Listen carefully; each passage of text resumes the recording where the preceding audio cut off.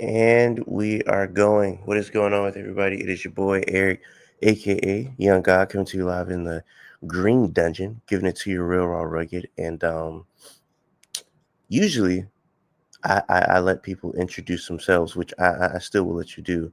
But if you don't mind, can I give you an introduction? I rarely do this. I've probably done this like 10 times. I don't do this a lot. So I told him off camera, I'm super excited for this because I have somebody who is probably top 2, top 3 smartest people I've ever had on this channel. I usually have people that I know I'm smarter than, so I could like, you know what I'm saying? I could will actually somebody. I'm not gonna do that in this interview. You know what I'm saying? I would just shut my behind up because I know I probably don't know what I'm talking about. I got somebody who's college educated. I had somebody who's very, very smart, a lot of revolutionary ideas. The brother ran for office before, and an author, a guy who I really respect, a guy who you can learn a lot from. Let me scratch that. A guy you will learn a lot from within this time period, however long this interview is, and I appreciate him for coming on his channel. I asked for doing an interview. He didn't even ask what about. You could just look at my channel and say like, I don't even be interviewing intellects, but he was like, sure. So I appreciate his willingness, and yeah, man, shout out to the brother, man, JAB, Dr. Jared Ball. Welcome to the channel. I appreciate you, man. No, it's a pleasure. I appreciate the kind words and the invitation, and I look forward to the discussion. It's a Of pleasure. course, of course. Before we get into this, is there, for the people who are not familiar with your work and what you do, did I leave out anything of who you are? I mean, just some there. So just a couple of details, I suppose. I mean, I am a father and a husband, and I after that I am professionally a professor of Africana and Media Studies at Morgan State University in Baltimore, Maryland. And for a long time, I've tried to support grassroots political organization and unsanctioned and alternative media making and journalism, and that's the work I do now. So and I so people can find me at I Mix What I Like, and then they can also find uh, colleagues and comrades and those who are in many ways levels above my own expertise and intelligence. So at Black Liberation Media. So yeah, so but it's an honor. It's a pleasure. Of course. How you doing today, man? Again, I'm as good as could be expected, man. It's yeah. So No, better than most, I suppose. of course, I wanted to do this today because I don't know, I've been super duper, I guess, wanting to use like my platform to platform other people who I feel like I don't know, like use their voices in the correct way. I feel like a lot of times when black people have a platform, we a lot of times don't use it responsibly. I feel like definitely as younger as the generation gets, I feel like there's less of conscious thoughts, a lot of revolutionary thoughts are kind of put to the wayside um, in this generation versus how it was in previous generations. I'll give you an example. So I love soul music. Soul music is probably one of my favorite genres from like that late 60s to mid 70s run. A lot of things you hear in soul music, there's a lot of conscious, a lot of social commentary thoughts in those songs, rather if it be Marvin Gaye, rather if it be whoever. Isaac Hayes has it. Literally, these are mainstream artists. If you compare it to the music now, a lot of younger people aren't getting that in R&B. Like that was like the staple. Like if you weren't talking about something, a lot of times those people weren't as big. Not saying that was their whole discography, but a lot of those songs, like I interviewed the lead singer of the Stylistics, Russell Tompkins Jr.'s, and they got the song trash man didn't get in my trash today.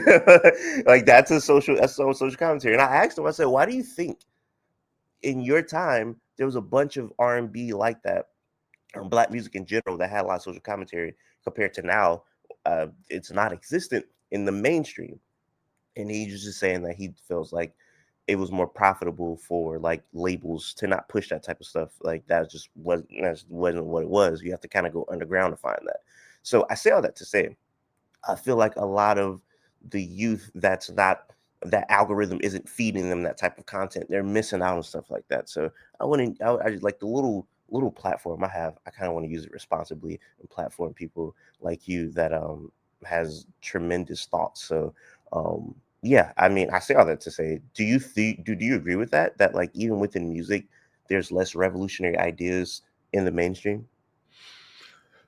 So I do. My reasons are my explanation is a little bit different from just the profit motive, which I think is ultimately secondary to the political motive, because there are times where musically, whether it's Marvin Gaye's "What's Going On" or in terms of hip hop, My Generation, Public Enemy's "Fight the Power," and other records and albums were top 10 number one hits.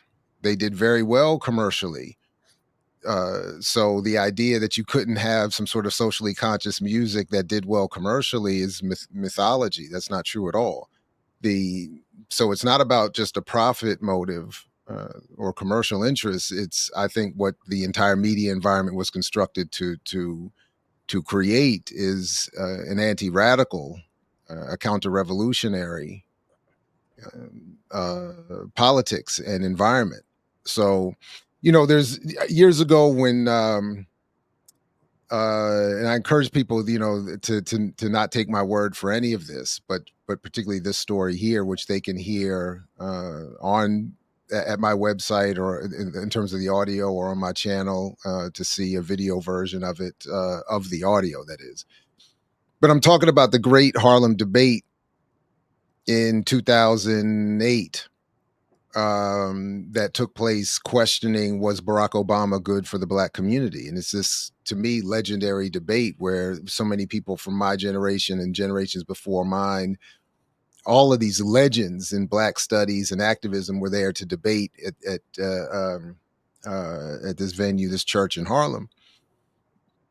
And Dhoruba bin Wahad, the former Black Panther, Black Liberation Army, and political prisoner, and still living and very active activist and theoretician.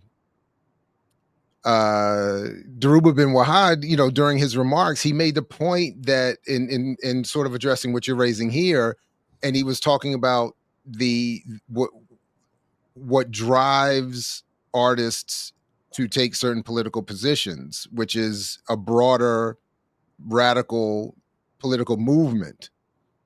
So, and he used the example of James Brown. And he said James Brown is obviously most famous for "Say It Loud, I'm Black and I'm Proud." But as Dhoruba pointed out, James Brown, who was ultimately a very conservative black capitalist Nixon supporter, he did this song to be almost because he felt pushed. He felt a demand that was coming from this movement that was undeniable, but it was beyond the music industry. It was beyond just the artistic community. But if you listen carefully, as Dhoruba points out, James Brown says James Brown only voices the line "Say It Loud," and he leaves the actual anthemic "I'm Black and I'm Proud" line to the black youth that he brought into the studio that day.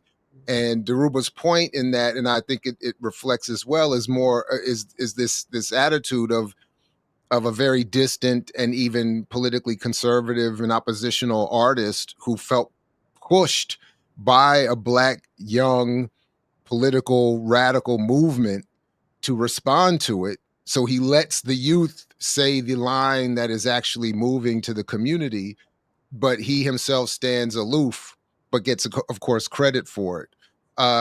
So I only bring that up just to emphasize the point that if we want to see artists today doing something different,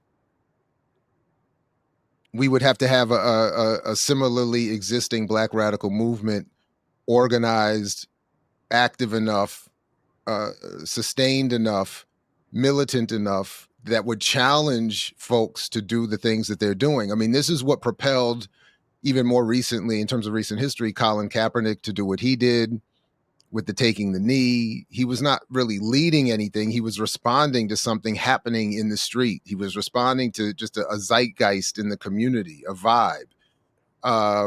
And this is not to knock him or you know, or anything like that. This is not a critique of the artist. It's in fact to say we can't expect artists and celebrities to do more than what they're in fact forced to respond to. So what we see today is an environment that was largely curated to respond to those previous generations, to respond to my generation's promotion of a particular form of politicized rap music and hip hop culture that challenged what was expected to be you know, the role of media and ultimately the subservient role of Black people. So, but what we see today is after those movements having been crushed and dissipated, bought off, etc. We see young people producing art that is reflective of the moment. And then, of course, just very quickly and lastly, the media environment today is more sophisticated in its ability to curate what becomes popular. So, unlike my time, I'm less familiar with all the music being created in the world than I was, you know, a few years ago. But at the same time, I know that there's more radical art being produced today in this country, in the United States, and then around the world than ever. It's just increasingly difficult for that art to become popular in the way it used to be able to back in the day. So uh, uh, that's just, yeah. So I just think that's important to point out that there's a relationship between what we see artistically and what we see happening outside in communities and in the streets, so to speak. I want to touch on that because you're basically saying like it's almost like a call and response type of Hmm. thing going on. So like, I'll take a rapper from the '90s. I'll take somebody like Most Def. Most Hmm. Def is somebody who still to this day uses his platform to speak about social issues, rather if it's Black people, rather if it's Palestine, whatever. He clearly has a lot of thoughts about things going on, or even somebody like Common around that time was making like conscious music, and like I wasn't around. Like I was born in '98. So for somebody who was around like yourself, was is it a thing where like those people Common, Most Def, I would assume born in like early '70s. Is it because like where are they're born closer to the generation of like the Black Panthers and seeing I guess like on like they were young but still like a lot of like Black revolutionary movements around that time that were like more visible versus like me, I can't tell you a visible Black movement outside of Black Lives Matter that just a random Black person would know without being tapped in. You know, like I can't say like there's some big Black movement or Black leadership that people know. I always say like I don't know who the Black leader is of today. Like and I don't think most people do. That's like a real thought leader. So I say it to say, with somebody like Common, Most Def, do you think more artists were birthed like that? And like you said, there are a lot of radical music being made. It's in the underground. But do you think eh, was the call and response more visible because not visible, I don't know how to word this, but do you think that the fact that they were born in a generation with so much radical movement and it was a bit more visible, do you think that's why do you think that plays an effect on the why we see the music at all? Because the call and response now, I don't know if it's because they it's like a social media thing where it's like, oh, Black person died and we're almost desensitized to it, and it's like, you know what I'm saying, was it less desensitization? I don't know if I'm making any sense right now, but No, do you get what I'm saying? I think I understand what you're saying, and this is, I think, an important point. That so first of all, it's important to note that Common and Most Def, or Yassine Bey, as he goes by today, they're not known for their art and their music today as they were 25, 30 years ago. And certainly most of my students who, again, Morgan State and HBCU in Baltimore, most of my students are coming from somewhere in the African diaspora, or the you know, East Coast, Baltimore, Maryland area Black communities, these youngsters, they don't know who these folks are. And so that's, I think, an important part of this to remember is, you know, um but 25, 30 years ago, they were inspired and moved by, for instance, just for one example, the Malcolm X grassroots movement, which was engaged very much and is engaged very much in uh, uh, a more grassroots and militant form of Black radical politics and organization than certainly Black Lives Matter for the most part, and more mainstream organizations of today. And they were very much connected to the political prisoner movements and efforts of the day. So they were connected to people like the recently passed late great Assata Shakur, the also within the last several of some years now, but Nahanda Abiodun, another Black Panther comrade of Assata who had escaped capture here in the United States to live out her days in Cuba. They were very much in touch with, again, at the time, the now late great Mutulu Shakur. They were in touch with people who are still locked up today, like Mumi Abu Jamal, the recently released Sundiata Acoli. So they were very much involved with you know the you know I could just keep naming recently passed Marshall Eddie Conway, Sekou Odinga, you know, Blood McCreary, just this roll call of political prisoners and Black radical militants of the Black Panther Party, Black Liberation Army, were very much connected with people in the Malcolm X grassroots movement. So, and some of these folks were young, you know, cool, involved in out there in the streets, folks who loved, of course, hip hop, and were at the time able to have some sort of access, particularly in the New York area, to and in Brooklyn in particular, to rappers like Dead Prez, Mos Def, Talib Kweli, Common, and many others, and bring them into the tradition of Black August and commemorating Black radical histories and the prison movement and people like George Jackson, uh, the hero blurred out on my wall. But you know, like so my point being is that at the time in their career, these younger, not yet fully celebrity rappers were engaged in the community, were engaged with some form of grassroots political organization. They were involved, so they were able to be brought in and influenced. So that's how Common ends up doing his song for Asada. That's how these artists and others and the Roots and others at the time were involved with, you know, the Durban South Africa conference and in 2001 and all of these. Anyway, and all of these politics.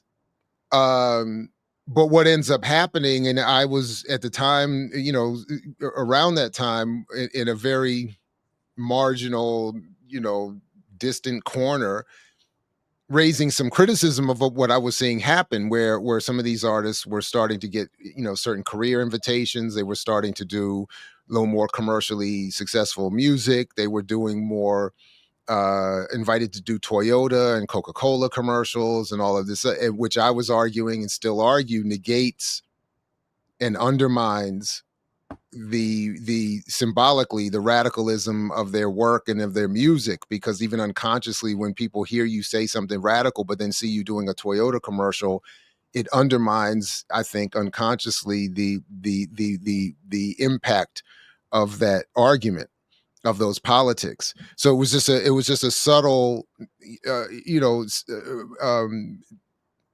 de-radicalizing of their art and of their politics.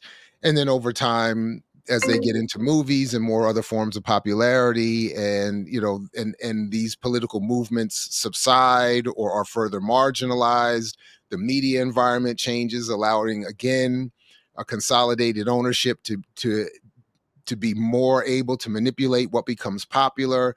um, you can start to see in most Def's case, he becomes more and more marginal, to the point where he came out a couple when he made his comments criticizing Drake a little bit a year ago, whatever.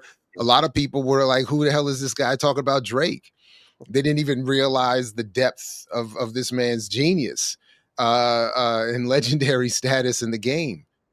So there was and then and Common by now is really no different than any other pop celebrity doing self-help books with TD Jakes and mainstream sci-fi movies and whatnot. And Talib Kweli is, relatively speaking, a marginalized podcaster like the rest of us. So it's like, so like you could see, and this is not again to criticize them, but it's to really criticize the role of commercial mainstream media and an industry that is able to respond and in this way negate or suppress efforts that run contrary to what is the purpose of a popular commercial media environment, which is to give the ruling elite a propaganda, psychological warfare, counterinsurgency, uh, playground in which to play and mess with all of our public opinions.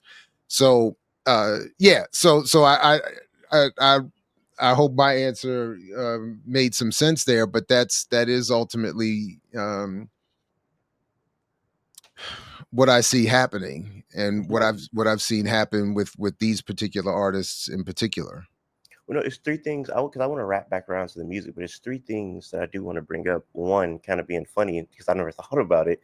You're saying that like seeing this like radical rapper taking this position, but then like seeing him on a Toyota commercial, it's kind of that's funny because I'm just thinking of like just leaving like a Malcolm X speech. You're like, man, that was really good. And you go home and it's like, oh, we got the Malcolm X McDonald's meal. It's Yeah, I like, mean, that's exactly. I great. mean, you see Malcolm, and he's talking about the Ballad of the Bullet. He's talking about, you know, he's talking about Black liberation, and then imagine going home, and then you turn on the TV, and it's like you said, it's a Malcolm X Happy Meal with him, standing behind the counter handing out the fries.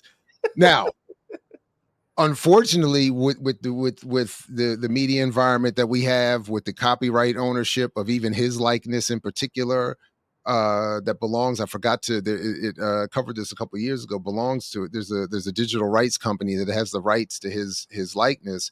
We might actually see AI and digitized versions of that at one point, where legally not even his family or descendants could do anything about it, and we might actually see Malcolm X in some McDonald's commercial handing out a Big Mac and talking about, you know, uh, um,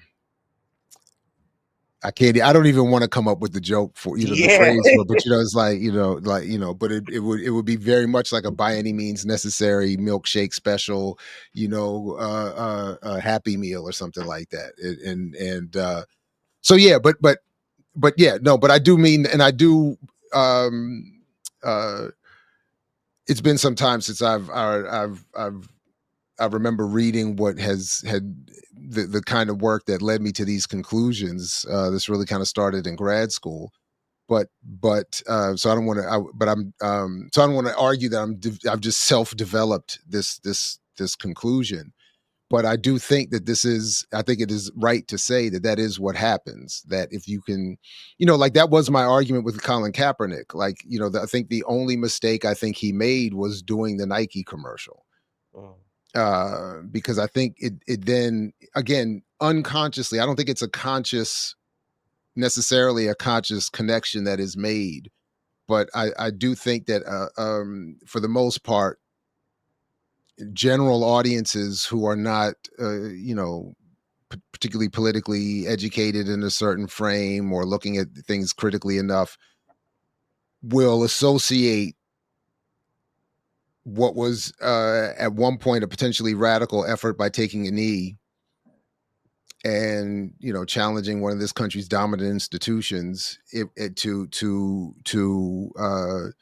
um, the association with that to a Nike product Yeah. into a commercial product. It just, I think, just symbolically, again, just de-radicalizes the effort, the previous effort, and just makes it all look like a part of one big, ultimately properly functioning, decent society that would allow for the protest, even though it's producing the need for protest, but then sort of just co-opt that protest and bring it right back into an ad that encourages you to buy a product in a clothing item, and ultimately to support uh, a standard sort of the standard operation of this society in the process. So it's slick, it's diabolical, as Skip Yeah. Coon would say. The top five MC living right now, folks don't know. By the way, just shout him out. Skip Coon. Skip Coon out of Jackson, Mississippi. All right, I gotta look up I Skip. encourage people to check him out. And then while I'm at it, out of this area in this part of the world, DC to Baltimore, I think she claims it all and should claim much more. Maimuna Yusuf, aka Moo Fresh, the got to be, if not the best, rhyming, singing, writing, producing artist. She's easily in the top five. All right, So yeah, you got me writing stuff down. I'm yeah, Mumu yeah. Fresh Check it out. Check it out. Mumu Fresh and Skip Coon, right? Yep, All right, absolutely. all right. I'm writing it down right now. Um, I mean, yeah, I think just to kind of continue what you were talking about with like I didn't know the Malcolm X thing about his likeness being owned by like a company. Yeah, and That I'm forget. Yeah, definitely. I should be. My word shouldn't be taken taken. My memory is bad, and it's a couple years old now. But yeah, his digital likeness has been bought up. A lot of black celebrities and people of the past have really, their yeah. it's scary because I mean, even without the likeness being owned, even AI is kind of weird. Like I'm a big professional wrestling fan, and for like the past 2 weeks, there's this new AI. I don't think it's AI. I don't think it's a new AI company, but like they came out like the new version of Sora, I think it's called.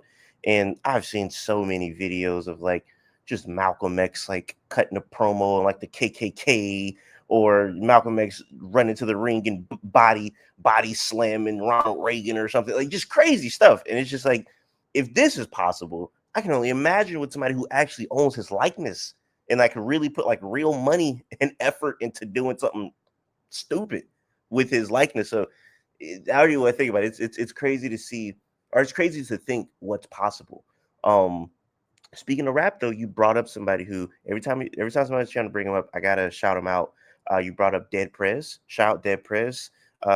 Every time I say when I say this all the time, when I was a kid, when that song would come on, hip hop, my mom would turn that up to like 100 volume every single time, and I just it's bigger than hip hop. And like when I got older, I kind of like looked up what that song meant, and I was like, oh, these guys were like talking about something. You know what I'm saying? Like this ain't a song, just a lot of bass to it. Like these dudes talking about something.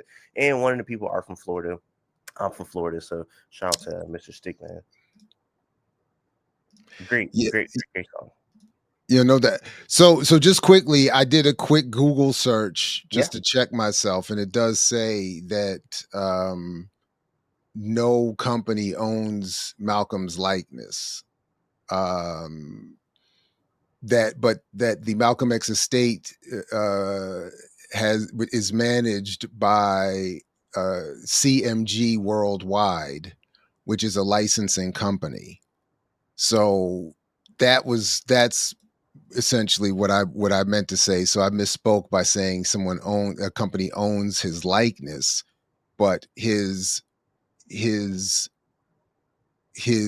estate, and therefore his lights, what would be needed to license his image, is controlled by CMG Worldwide on behalf of the Malcolm X estate, and they are a big uh,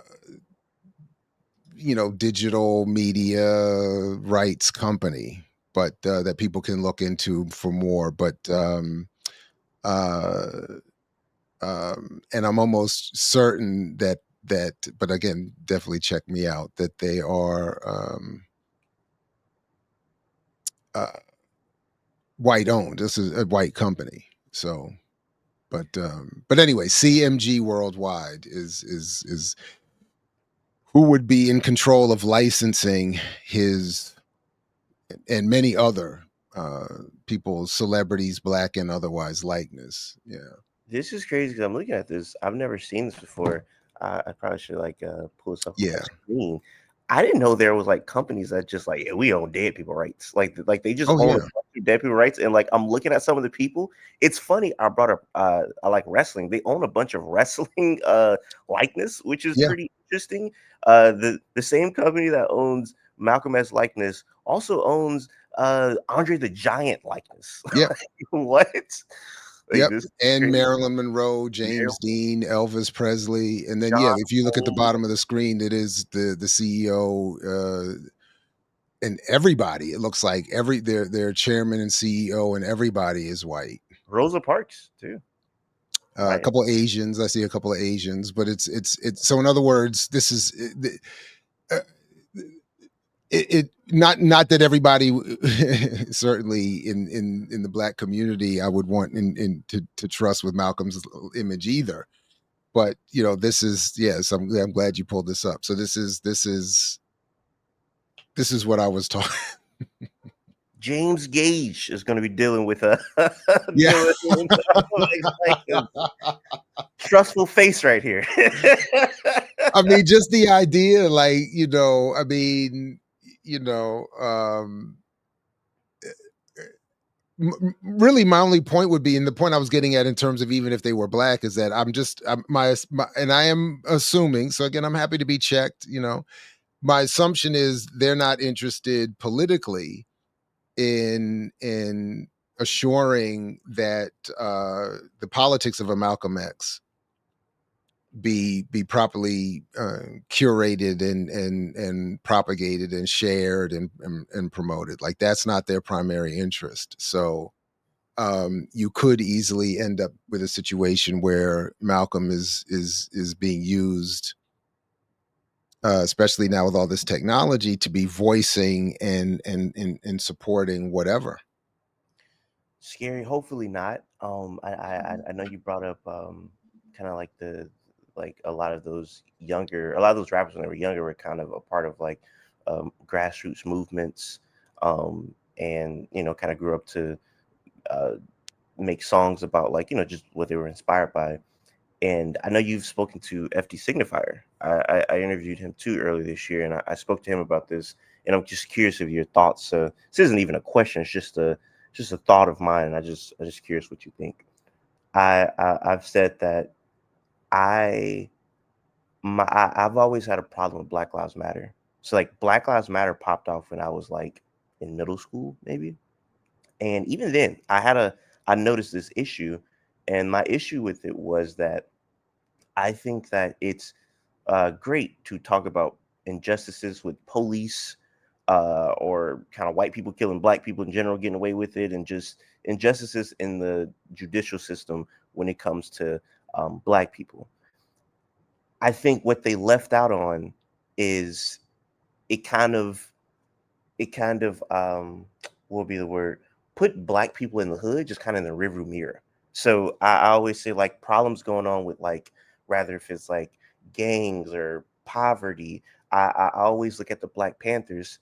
They did everything I wanted them to do. Like, rather if it's stopping police brutality, and hey, we trying to squash gang beefs, hey, we making sure the people in the hood get free lunch or free breakfast, hey, we trying to educate the hood and let them know like, hey bro, killing your brother ain't it, or selling drugs ain't it, like you need to be on this. I feel like with Black Lives Matter, it kind of normalized forgetting about them and just using them as a statistic, because I feel like the right only brings up the hood when it's like, oh, you niggas are killing each other, like, oh, Chicago killing each other. And then the left rebuttal is just like, well, you kill who you live by. And it's like, okay, it's like, but are we going to do anything about this, or are we just gonna like use them for like an agenda? And I went to a school where First Coast High School, my 10th grade year, the prom after party, this dude named Jonell gets shot, and Jonell gets shot, and he dies. To this day, nobody got arrested for that murder. And I just remember thinking, like, damn, his mama didn't get like a GoFundMe, or it wasn't like any black leaders in the community trying to help her because her son just got killed. And I don't know, I just felt like at a time period where in the 70s it seemed like there to be much more unity and helping those type of situations out while also trying to combat racism and injustices and stuff of that nature. So I guess I just feel like it, like I said, just put kind of people in the hood, like in a rearview mirror. So the first thing I always would want to point out is that whatever differences there were between the 70s and now has to be, I think, contextualized immediately within the reality that there was a massive counterintelligence program effort led by the FBI and the federal government to suppress and destroy radical movements and black organizations, among others. And a 50-year from then till now process of destroying organizations, imprisoning, exiling, assassinating, and then funding the negation of radical movements. So whether it's through the promotion of black entrepreneurialism or nonprofits or the Democratic Party, uh, the responses have the encouraged responses from black communities to these conditions have been dragged ever more to the right. And now I was just talking about it this morning that we have even targeting HBCUs, thankfully not mine, this Blexit effort, um, which is encouraging, is a white right wing funded effort with black faces fronting it to go on black campuses and elsewhere and encourage black people to leave the left and go more to the right wing and the conservative to find. So my point in all that is that there's been an endless assault on radical efforts and progressive efforts to address the conditions facing black people. And into that vacuum comes what we've seen. And when Black Lives Matter popped off, it stepped into a vacuous moment, a vacuum of political organization where more or less a simple hashtag and a vague agenda could be quickly evolved into the leadership. And then it could more easily be co-opted and corrupted into being little more than a fundraising effort for a handful of black leaders and a handful of black, a little bit for black grassroots community organization, and largely an effort to get black people to put all of their political movement energy back into the Democratic Party, which for people like me, I mean, you mentioned in my intro that I ran for office. It was only briefly running for the nomination of the Green Party for Green Party's presidential running for the Green Party's presidential nomination in 2008. So I don't support traditional electoral politics. I and am always frustrated when the Democratic Party is constantly promoted as really the only venue for electoral politics and ultimately for black political movement.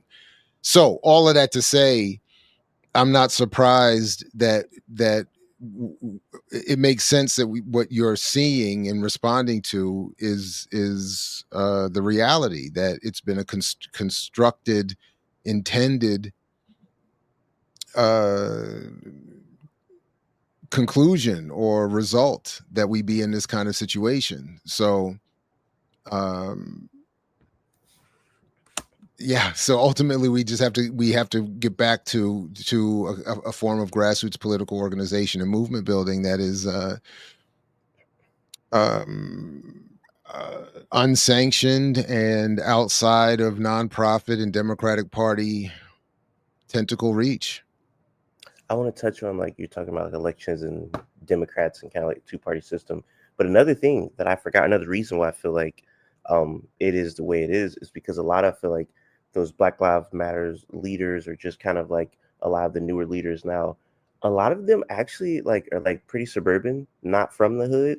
So those problems I feel like are distant to them. It's not like it's like they've only read about it. They've only been scholarly about it. It's like you can only be scholarly so much until like I could tell you I don't read so much about Peru and I know everything about Peru till I meet a nigga from Peru and then he like, but I'm gonna tell you like some stuff that you can only know when you hear. And I feel like a lot of them have never actually stepped foot in no hood before. So it's like, how can you even come to the hood and try to help these people and you don't even really know what's going on. You don't read about it, you don't heard about it, you don't seen videos about it.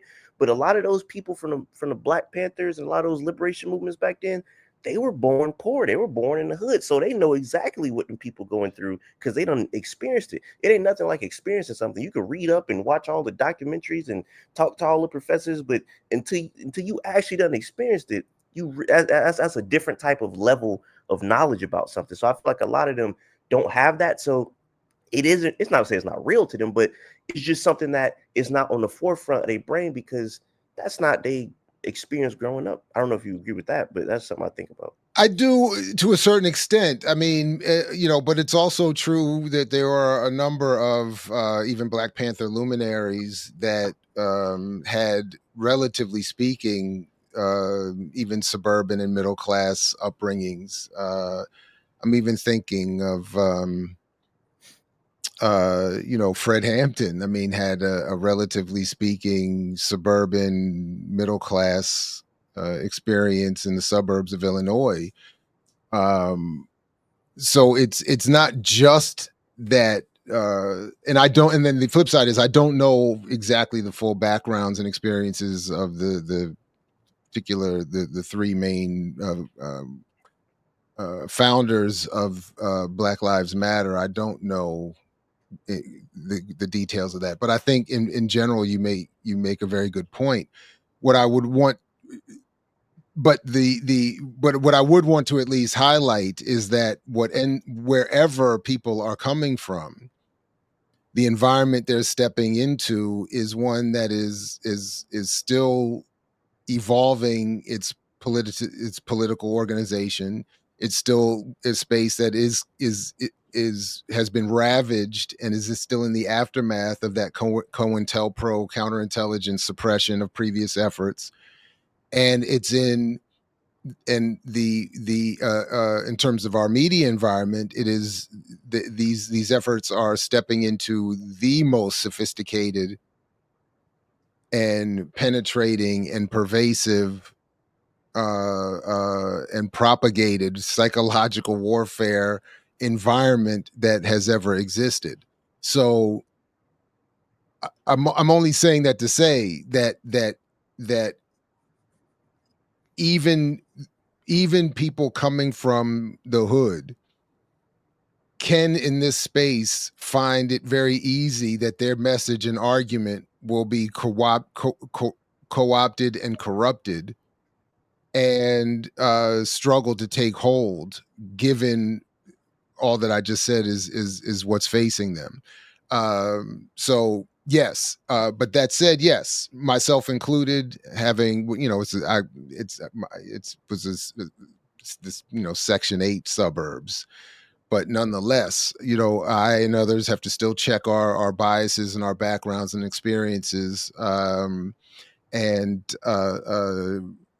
be measured by our arguments in political analysis and what we advocate as an outcome, for sure, just to keep, which is, I think, really the only way to appropriately assess where one as an individual or an organization is heading. That is, what are the public arguments what is being advocated, what are the end goals, and what is the mechanism through which these goals are meant to be met. And that's how I think it's best to judge. But that said, I think what you're saying is very much legit. Quickly though, there's a flip side of that I also just have to say, given my own, limited but relative experience, it's kind of like a version of my experience, and I, obviously my bias is front and center here of the colorism issue. Mm. That the stereotype is that lighter skinned suburban folks are softer and more prone to weaker politics and corruption. But the flip side is also true, that melanin levels and even points of origin, that is being from the hood and even being more, heavily melanated, is not in and of itself a guarantee of good character and proper politics and behavior. So there is a grift that exists in these political spaces from people that come from the hood, knowing very well that what you said is true, and then there is a taking advantage of that by projecting oneself as being more authentic and legitimate, but having a politics and an end goal that is scandalous. Mm. So that's why I'm saying, yes, we all have our biases, they need to be checked, and we all need to be held in our lane and held account and held responsible. But that's why I offer up as a methodology that as we check our biases, pay very much and close attention to what any group or individual is saying they want, Yeah. and how they're saying they think that those goals can be achieved. And I think that will reveal more about their character, their politics, and whether or not you should be paying them any attention than just do they look and sound exactly like you would want and expect someone you would want to have represent you. So I just, but again, in general, you're right. I just have to offer up that little bit of caveat and nuance. No, for sure. I just bring it up because I don't want to act like I'm like some hood baby, like I'm the voice of the hood or something like that. Because I'm not. I'm not from the hood. But the way I'm from Jacksonville, Florida. The way Jacksonville is designed, it's hilarious.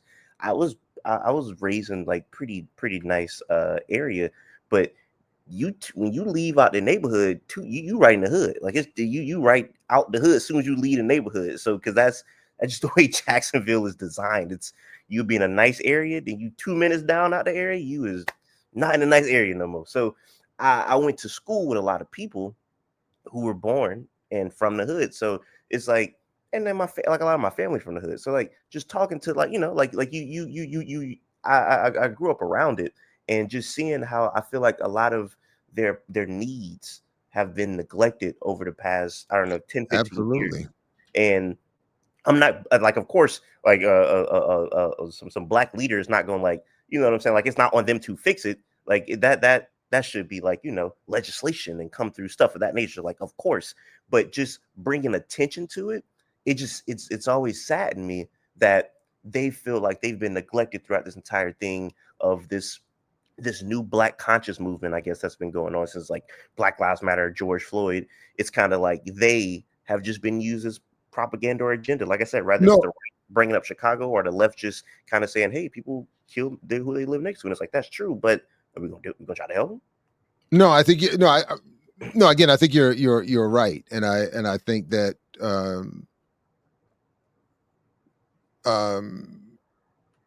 yeah, all of our efforts have to be checked in terms of what again, what is being advocated, and what people are what mechanism is being offered as a path to get to that conclusion.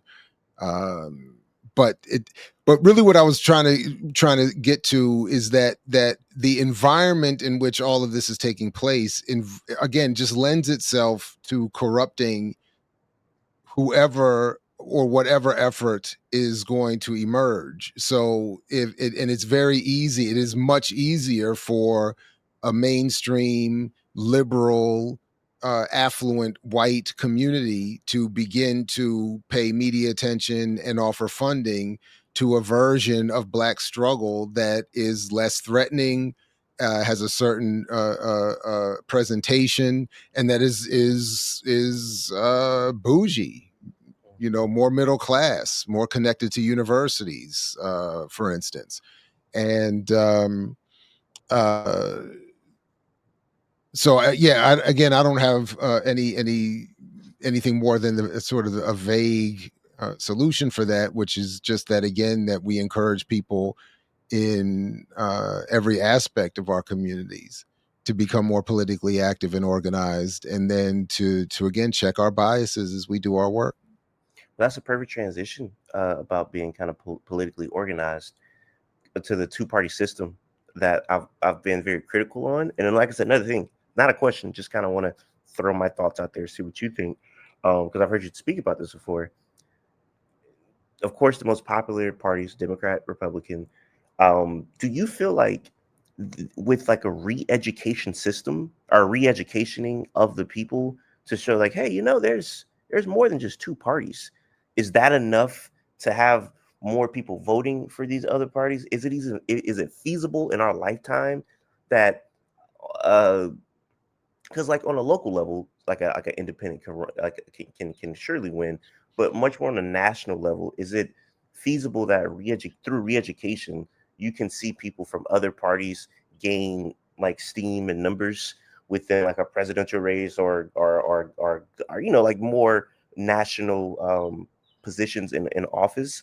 Or is that something that is that a fight that we just shouldn't fight anymore? Like I don't know, like what is, because I've always thought if we taught this in schools more, is that where it starts at with the youth and then they change things? Or is it something that there's just too much money behind those two parties for it to ever change? I wouldn't say there's too much for it to ever change, but I do think the only way for it to change is for we who want to offer up and develop alternatives to electoral politics, that we have to create those alternatives first. Mm. We have to.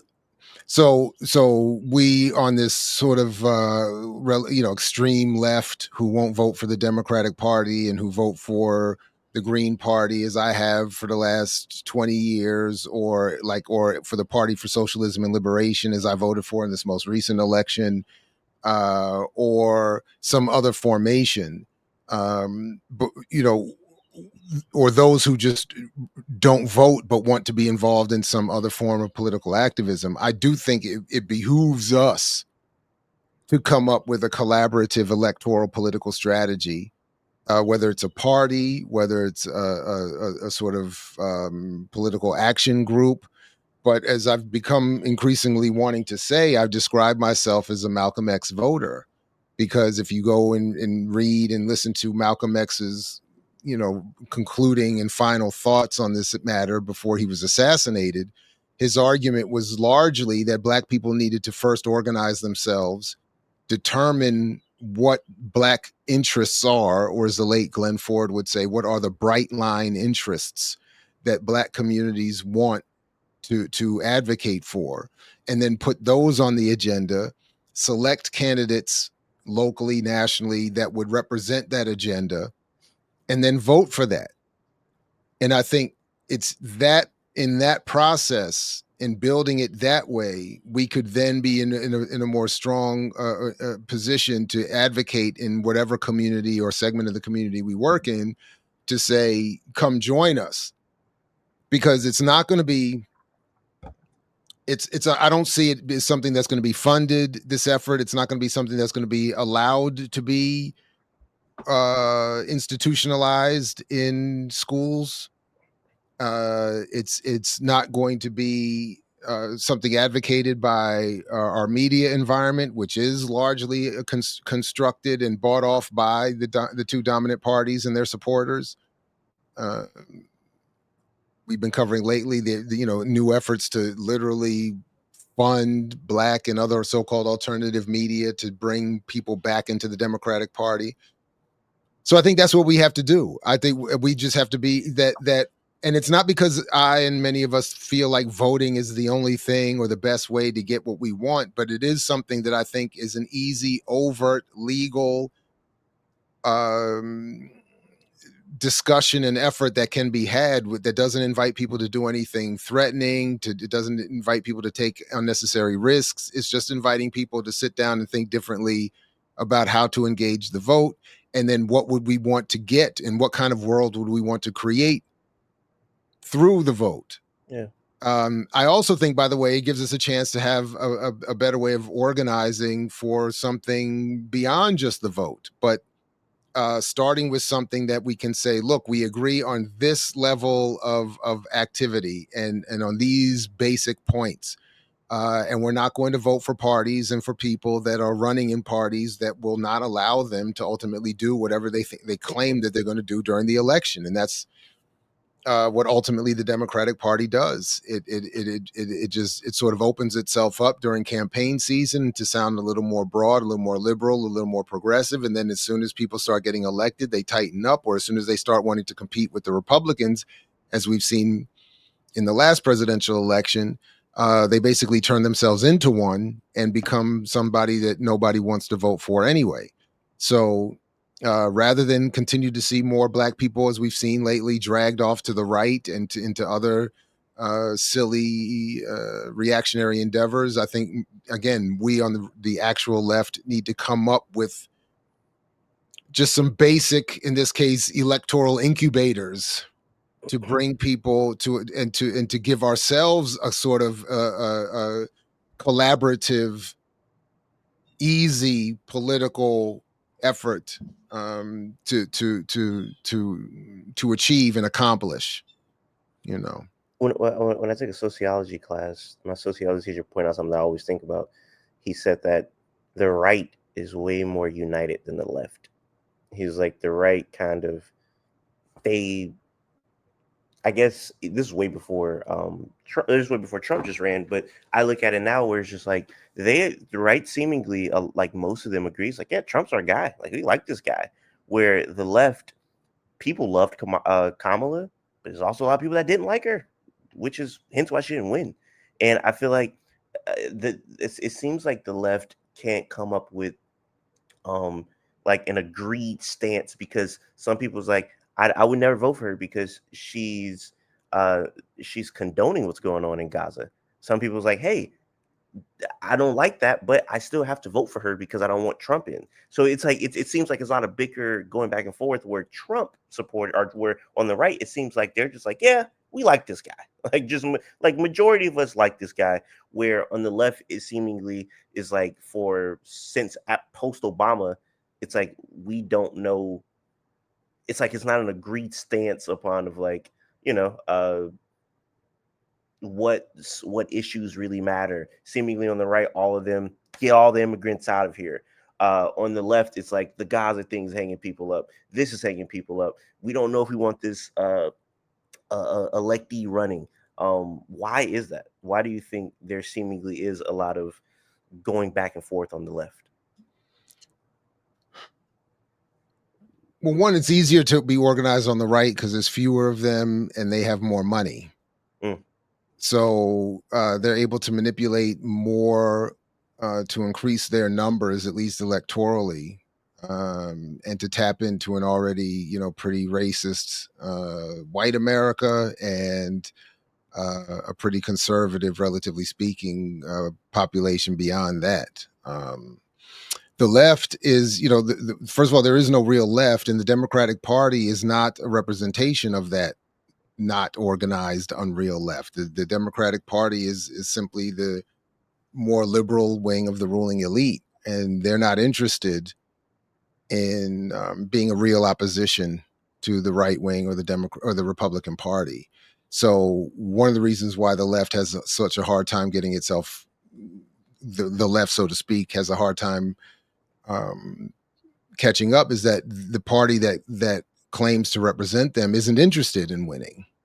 And as again, the late Glenn Ford used to say that talking about in particular around the time of Bernie Sanders' first presidential campaign, that the Democratic Party, after everybody saw how they undermined him really two times, Glenn Ford would say the Democrats would rather lose with Hillary than win with Bernie. In other Mm-hmm. words, the Democrats could have won with Bernie Sanders, particularly the first time.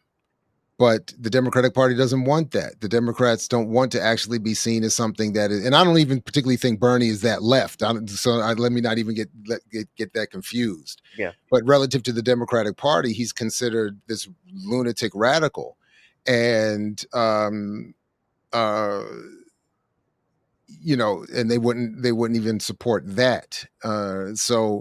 Um, that's one reason why the what we would call the left doesn't have an organized voice to represent it. And then the most dominant Democratic Party liberal spokespeople in media are not really interested in an actual liberated black and brown community and organized a union organized labor workforce. They're not interested in any of that. They don't really want that. They don't want, certainly, socialism, actual socialism. They don't want they what they want is, again, a capitalism that is a little bit more diverse and a little bit more friendly, a settler colonialism that is a little more symbolically uh, um, uh, again, friendly and diverse. And this is why, again, when one day, when the history of somebody as famous as Dr. King is really revealed, they'll see that his primary targets for his criticism were the black bourgeoisie and white liberals. At the end of his life, Dr. King was more critical of them, or at least as much critical of them as anybody else. And his point was that, I'm trying to push us ever more to a radical, certainly beyond what is often credited to Dr. King. He's certainly more radical than that. But he's saying, I'm trying to push this to another radical level, and it's this black bourgeoisie that just wants to live off of the relative gains of the civil rights movement, and their white liberal counterparts are loving this because they get to pretend like they helped change the world while maintaining all the money and the wealth and the land and the control of the military and all the colonial and capitalist relations. So anyway, that's why, in short, that's really what I think is the problem here. And then to what I was saying previously, actual revolutionary movements and efforts have yet to be recreated after their last most brutal suppression, Mm-hmm. again under the counterintelligence program and afterwards. So that's why I'm saying the people who have come up after that have been more or less attuned to the Democratic Party and other liberal nonprofit forms of activism that have created the conditions and the environment where, certainly by your generation and those coming behind you, are entering a space uh, that I don't think it could be expected to could produce something more radical in terms of behavior or analysis. So that's the challenge to those of us who claim that we need these other options. We have to be the ones trying to. We have to build it. We Yeah. have to create these alternatives for people to show up to. One more thing I want to get into, because I feel like a lot of people say like a radical way to change things is to for black people to change things for black people specifically is to buy black. So support black owned businesses. That's a hilarious laugh. I know how you feel about this. That's why I'm bringing this up. Because how I was introduced to you was through the myth and propaganda of black buying power. That's how I particularly was introduced to you, and I was like, "This is interesting. I've never thought about this before." So I just want to kind of speak about certain things you talked about, because your book, plus, I don't know if you've ever seen this before, but there's this website called thehoodcommunist.org, Mhm. and you familiar with this? Somebody wrote, I don't know if I'm saying the name wrong, Kellen Kimbrough, I think I'm saying that Mhm. right. Kellen Kimbrough kind of wrote a just like an analysis of your analysis, essentially, and I find both of y'all analysis very mind opening, because I've never thought about that before. Because when you're black, you hear, come on, you black, you buy the black owned business, you gonna change the whole landscape for black people. You know what I'm saying? That's really the only thing you hear. And I feel like the way that you said it was so interesting, because your rebuttal could easily be like, oh, this is like some right wing propaganda. You know what I'm saying? Like he don't want to see the black people grow. You know. So I just kind of want to talk about like some of the things that like what y'all were saying, and specifically like what you were saying, and you're saying like black businesses, there's just not many of them, and for a business to grow, you need to hire employees. Black businesses don't really have a lot of employees. Like I think it's like a super small amount that has black employees. Therefore, most black businesses aren't even profitable, which I found that interesting. The one thing that I do want to say, and I'm gonna let you talk because this was the one that really got me, was that the reason that black business, like buy black business, the reason that this is so supported is because it's a benefit for kind of like the black upper class and the white elites because they have like a shared economic interest where the black people that are doing this, they're getting the ad revenue of like from the white companies to get commercials and stuff of that nature, and then the white the white shared economic interest is, I actually forget what was your point on that, like what's kind of their economic interest in that, like what are they gaining from doing that, You talking about the like the just more so who's it's the last group you were asking? the white people, like you saying the black oh people benefit because they're getting like the ad revenue from them, and the white people, I know the overall point is that they're doing this because they don't have to address legislation and stuff that would actually like yeah. so it's like what are the white people gaining from it again? I forget, what was your point on that? Sure. So I do want to start by saying Yeah. that you said you were sort of joking about my starting to laugh a little bit, and you said what I believe, and I just want to point out that this is not my opinion. This is not belief. This is just data and objective scientific reality that has nothing to do with whether Jared agrees with it, likes it, and it's not something that so it's kind of like what Kwame Ture has said about Karl Marx and socialism, and this whole point is socialism Eurocentric, and he was saying, well, no, Karl Marx didn't invent socialism any more than Newton invented gravity. He just identified its laws. Mm, So in a much more minute way, I'm trying to just say I'm only identifying the laws of quote unquote buying power and black business, et cetera, and so forth. And I'm building upon the work of people who've been doing this going back really 100 years now to show that black capitalism is not a solution to the conditions facing black people. What it is that is black capitalism, and then as a subsidiary or a subset of that, the claim of buying power or buy black or circulate the dollar, bank black. All of these are are subsidiary myths. They're all subset myths associated with the grand myth of black capitalism, which is itself a subset of the grander myth of capitalism as an economic or a socioeconomic system that's going to benefit humanity and the planet. All of that is nonsense. What Working backwards from where you ended and started with a question, what do white people get from this? mhm, Ad buyers get to target their ad revenue to say, hey, if X amount of the black community is spending X amount of dollars on this product or this set of products, we want them to buy ours. gotcha. The federal government and the ruling political elite, represented at one point in the 1970s by Richard Nixon, who I argue and others argue weaponized this concept and approach. What they get is a black community that is moving away from black radical politics and into the safe confines of entrepreneurialism. Because if you get black people away, and Nixon literally said he wanted to redefine black power away from socialism, away from armed struggle, away from even radical interventionist civil rights activity, even from nonviolent direct action. He wanted to rebrand, get rid of all of that, and replace it with entrepreneurialism and black capitalism.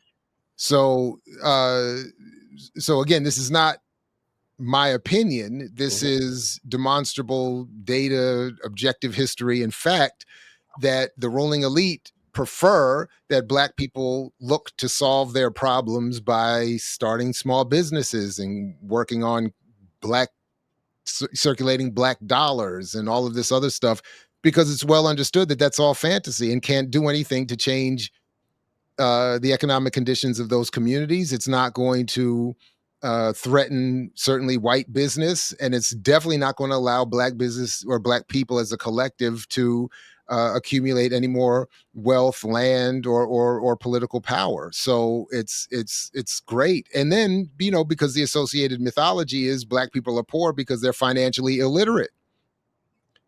And if you knew how to circulate a dollar, start a small business and support blah, blah, blah, then black people would be free. And this is nonsense. This is nonsense. Black people are poor and impoverished and still in many cases left in the hoods you and I were just talking about by design, by structures, by public policy, by exploitation, by the necessity of a ruling white elite, where Forbes reported recently 800 people in this country are worth $6.2 trillion.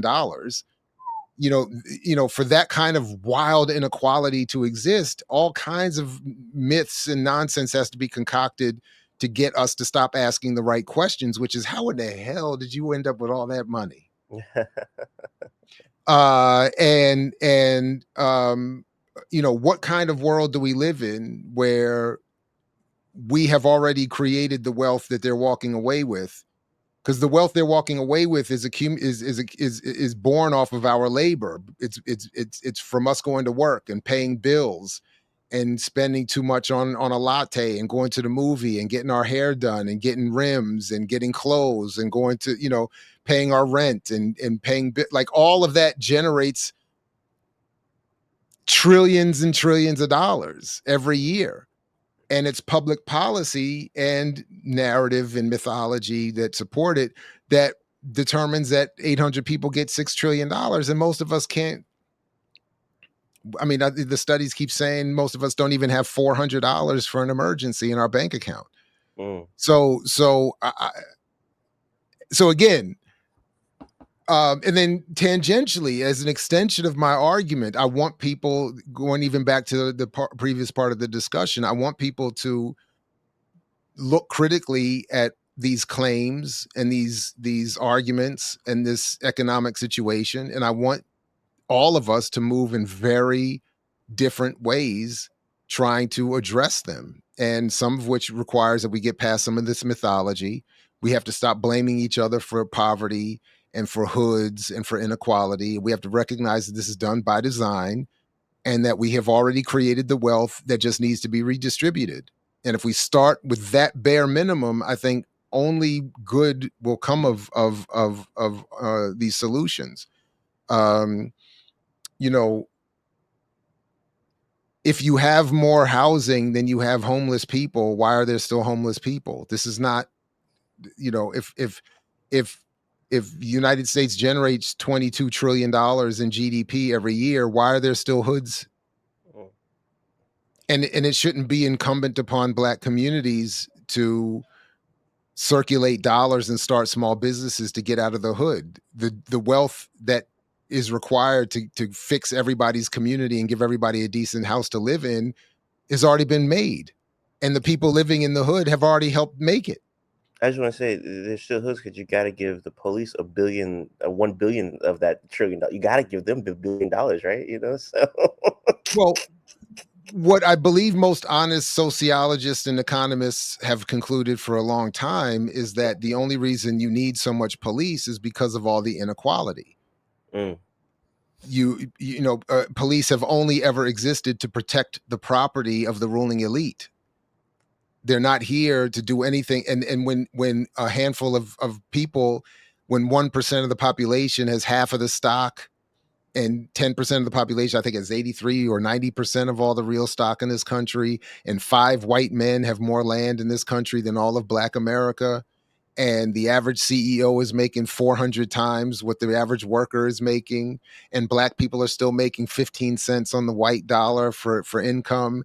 And I could just keep going on and on and on. When you look at all of this inequality, the only logical conclusion is for the ruling elite to invest more in the police, because it's well understood that the more you create this kind of gap, the more likely people are to rebel. Mm, And by the way, we don't have to get into it now, but if people want to even get the free copy of the first edition of my buying power book, they can see the history of the argument that buying power as a concept really has only ever been meant to measure the sort of the the level of pain society is willing to endure before they rebel, because it's all coming from a series of studies that the government and the political ruling elite started doing over 100 years ago to figure out how much can we how little can we pay workers so we can to make as much profit as possible, and have them be able to buy the products that they're helping make, that is keep the economy going, and before they'll rebel. In other words, how do we measure exactly how low to keep wages just to keep working people dependent enough on the job, happy enough to go to work and then go spend their money on products they don't own, and then go back to work again the next day without rebelling. So this whole thing is about measuring and managing the exploitation we all suffer to varying degrees, and to keep us from doing anything about it. mm. So I just want more of us to address ourselves to that reality, and then to think differently about what we might want to do about it. Yeah, I do have to ask you this because I was listening to Dr. Claude Anderson talk about this a minute ago about how when segregation ended, a lot of like black owned businesses fell to the wayside because a lot of people that were black that supported these businesses thought, oh, we don't got to go here no more. We can just go to Walmart. We don't got to go to a little mom and pop shop or whatever. Do you think that was problematic at all? So that's part of The, it, but this is, and I know Dr. Anderson's work very well, and this is an area where we disagree. That okay. and people have to remember that part of his perspective is coming from having a family and a black-owned business, I believe, in buses or trucking or something like that. So he has a particular perspective that is based on black entrepreneurialism. But the reality is, as Marisa Baradaran has written in her work, you can segregate the community, but you cannot segregate money.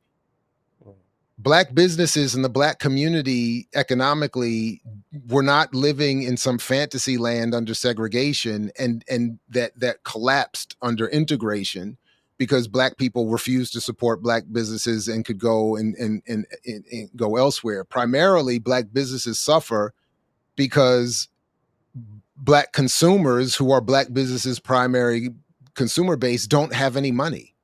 mm, So businesses can only grow to a certain extent when they're targeting a poor community.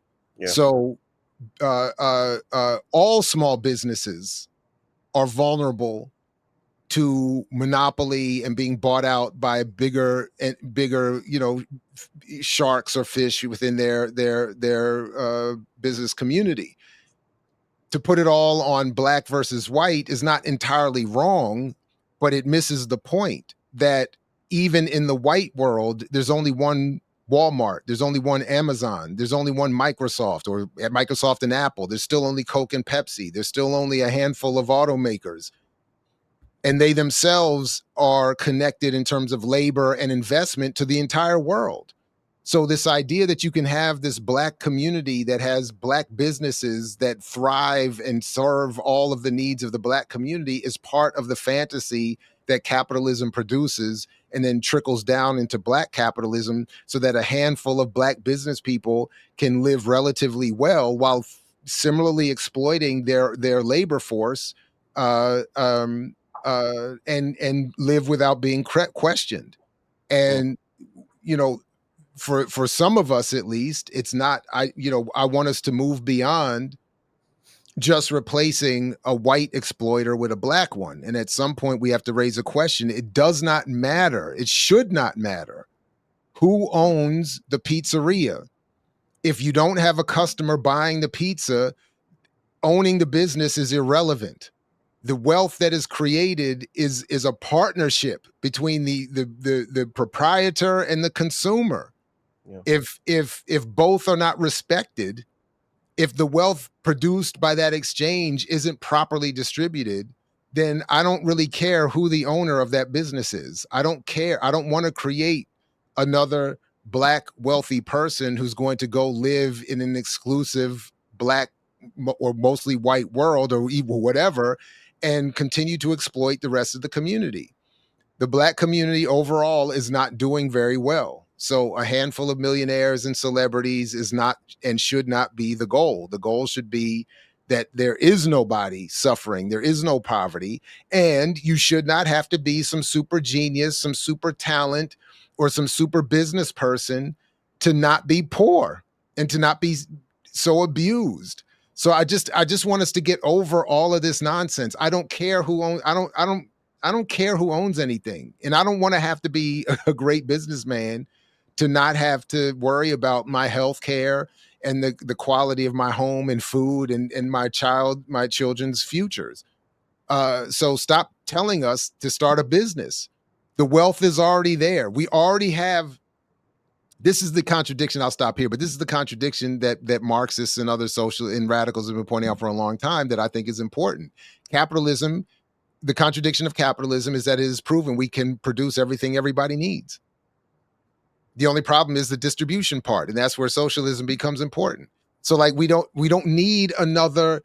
My other favorite stat, I keep saying, I was from 1992 to 2012, black people in this country created more than 2 million businesses, Mm. and the capture of national sales revenue in that time period went down from a mere 1% to I think 0.3%, meaning that the problem is not that black people are not entrepreneurial, that black people won't support one another, is that black people are relegated to the worst segments of society, of the business community. That mean, beauty, hair care, t-shirts, electrician, plumbing, that kind of, that's not, the bigger sectors of the economy. Black people don't earn as much as whites, so they're targeting a consumer base that doesn't earn a lot of money. And then black people are cut off from venture capital and investment to expand, and then they're cut off from white consumers who have the money because there's a competitor that can outdo whatever black business gets created. There's a white one that can better market and reach more and more people in this country and around the world. So and nowadays, I think today the number I think I last saw was somewhere around 170,000 black owned businesses exist, and almost none of them have more than one employee.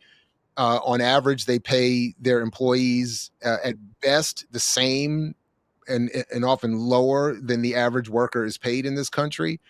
So they're, and then at the end of the day, if they create any wealth, it goes to the owner. It doesn't. This idea that it comes back to the community is the same kind of trickle down fantasy that whites tell themselves.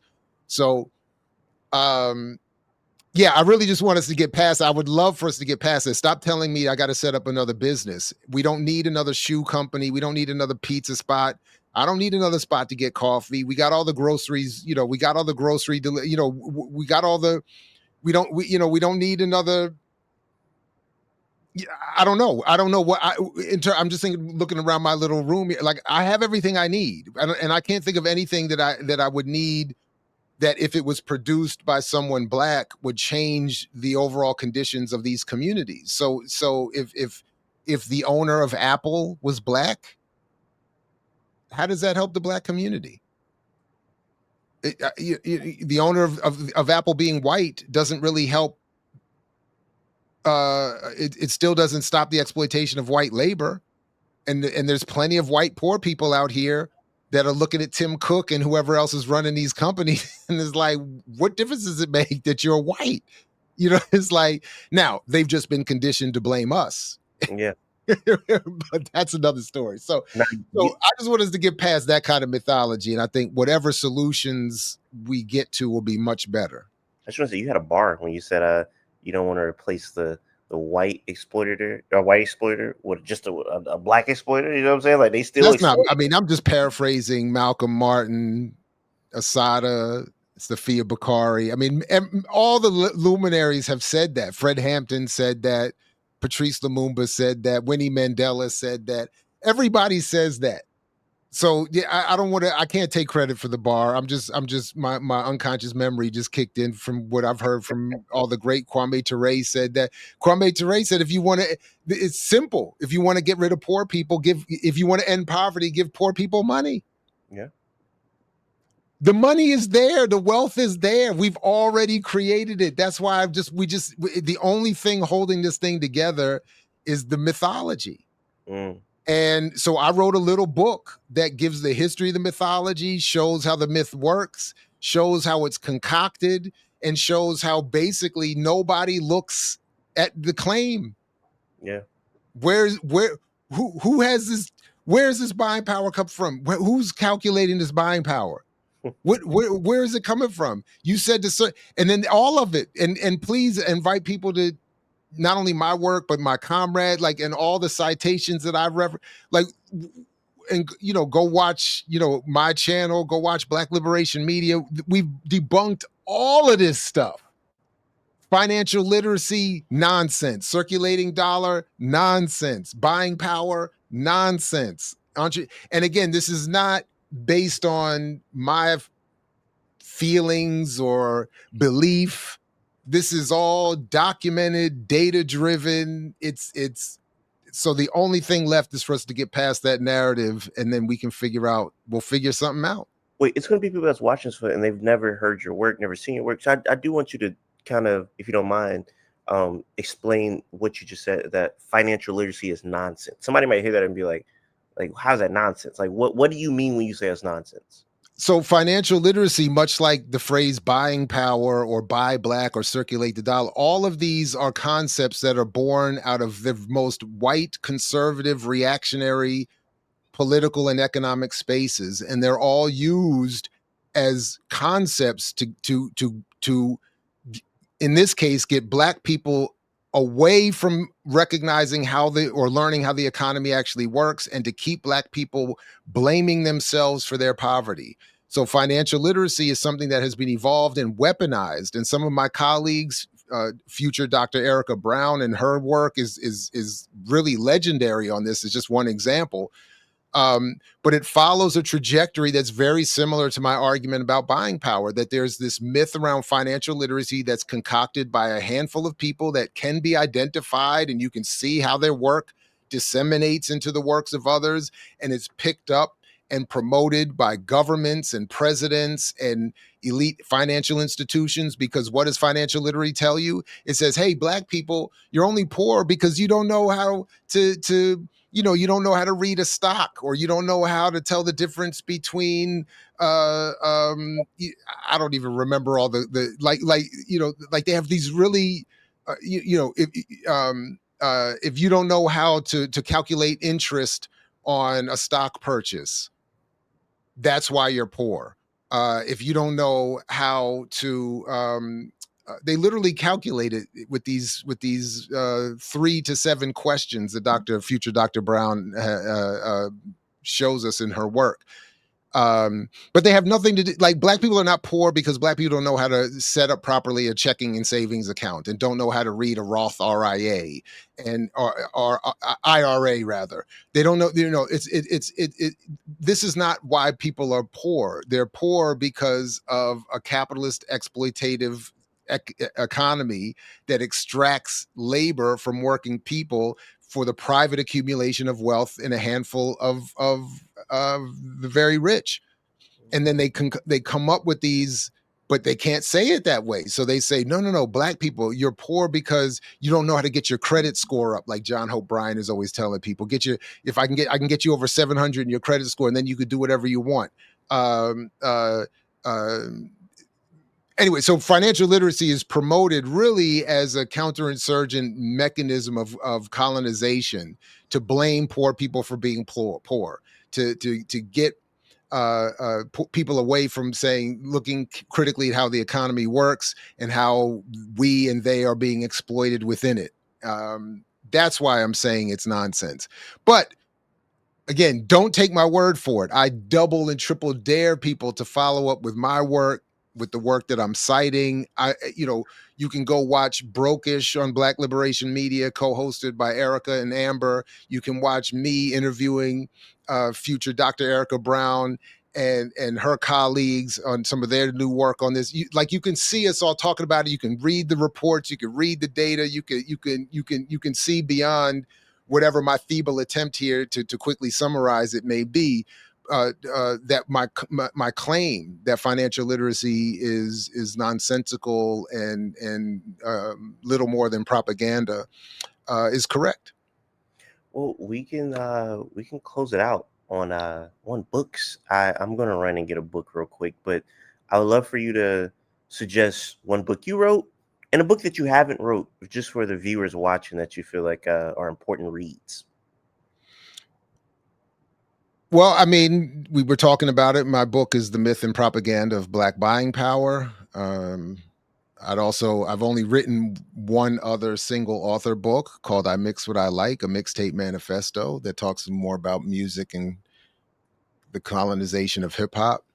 But I would definitely want people to read Dr. Orasami Burton's Tip of the Spear, about the Long Attica Revolt. And I would probably want people to also read a book that I've only just started myself, a brand new book that I think is itself groundbreaking, by Marcel Rosa Salas, called Total Market American: Race, Data, and Advertising. But again, if folks tune in, I mean, we review and talk about books and articles all of the time on my channel and on my colleagues' channels. So there's so many more we end up recommending, and people can learn about, join us in book studies about, and that I would want people to read. And always read George Jackson's Blood in My Eye. That's really that's the book everybody needs to read. But yeah, yeah, yeah. Well, if you don't mind, I want to do a documentary and a book. I've talked about this documentary before. You brought him up. This is why I just made me think about this. Have you seen the documentary that came out? Uh, it had been last year because it was nominated for Oscar this year. The Patrice Lumumba documentary. You talking about Soundtrack for a Coup d'etat? Yes. Yes, I've seen it a few times. I've interviewed the director, and I've debated some of my colleagues about how good or not the film is. But yes, I'm very much familiar. What are your thoughts on it? I think it is in many ways very good. I enjoyed it. I was challenged by it. I think it has some important flaws in that would take a lot of time for us to now get into. But I think it's a good place for people to start. And I think if especially if they're not familiar with this history, please do check it out. And but be aware that, as is the case with all films and even documentaries, maybe even especially documentaries, that is not the full story. Mm. All right. That's interesting because I didn't know that. So you know what I'm saying. You might have to suggest me further readings now because you know I looked at that as like, oh man, this is Well, everything. I will shamelessly plug that this summer, because this past summer was the 50th.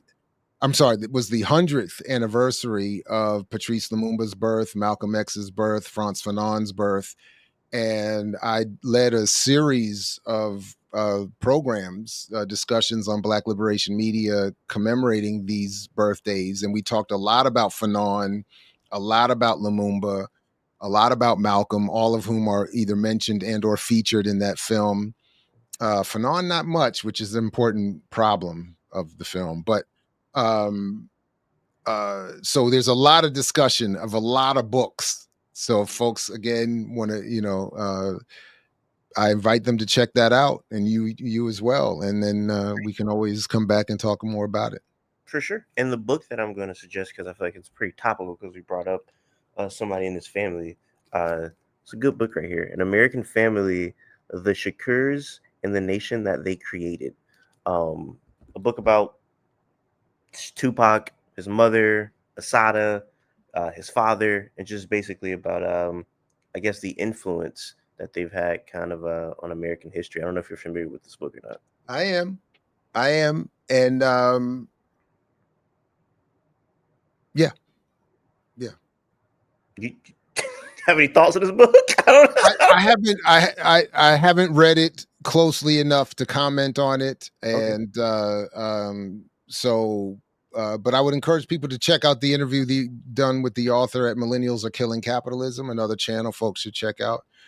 But uh,